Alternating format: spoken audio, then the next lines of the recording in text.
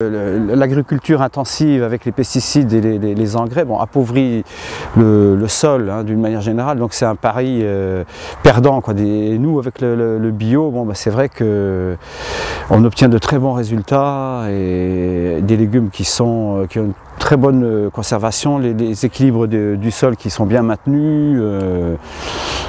Il n'y a pas d'autre issue, je dirais, et même tous mes amis agriculteurs, donc l'agriculture conventionnelle, ne sont pas au bio, mais sont pour le moins en raisonné. Il faut savoir aussi que le lobby des chimiquiers est très fort, et nos pauvres amis agriculteurs étaient aussi un peu otages de l'agriculture intensive, et c'est pas tellement leur souhait.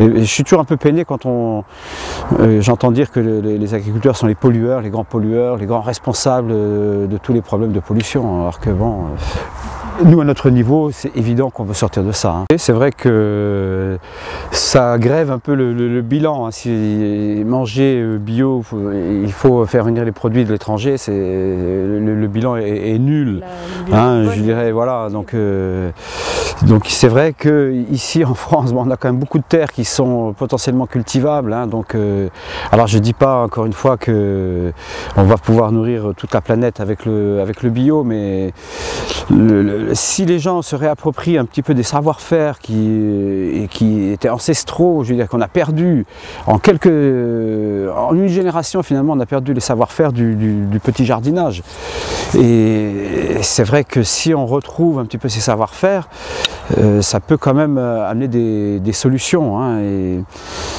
c'est sûr que le discours politique est toujours ambigu avec ça. Il y a le problème des OGM aussi, alors on entend dire oui, sans les OGM on ne va pas s'en sortir. Quel délire absolu.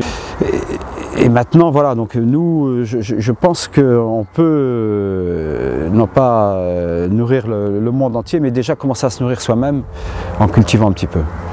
Je pense que sur des parcelles de 200 à 300 mètres carrés peuvent produire énormément une grande quantité de légumes, et déjà amener une consommation, sans aller sur une consommation annuelle, mais pratiquement sur plusieurs mois de l'année, amener une autosuffisance. Toutes les expériences que je connais fonctionnent en termes d'AMAP.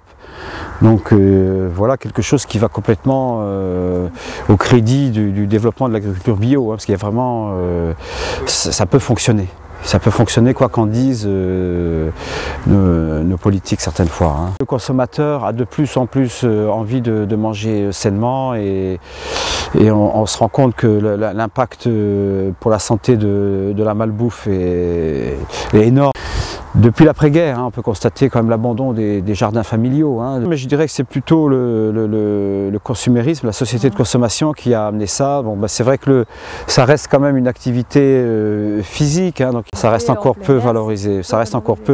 Alors, effectivement, les gens sont tournés sur les systèmes de nourriture, j'allais dire automatique, disons, fast-food, plats surgelés.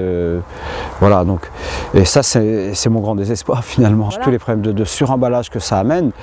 Donc c'est vrai, c'est un petit peu comme en France quand on parle du nucléaire et qu'on oublie de dire qu'il faut aussi compter dans le prix de l'électricité nucléaire le coût du traitement des déchets. Après, et ça c'est...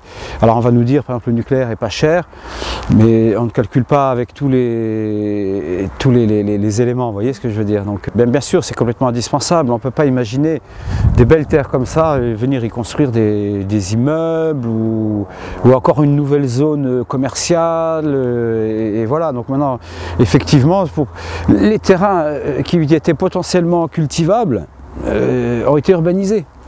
Et donc voilà, maintenant c'est vrai qu'on se retrouve avec une pénurie de terrains cultivables. Nous ici on a eu la chance d'en avoir un magnifique, mais bon, il reste à mon avis quand même des réserves, mais bon. Il y a des questions à se poser. Hein. La confiance que j'ai dans les politiques est relativement réduite. C'est pour ça qu'on a préféré avec les amis créer cette association. Au moins, nous sommes les décideurs et on a en main notre propre, j'allais dire, destin. Hein. Je ne fais absolument aucune confiance dans nos classes dirigeantes.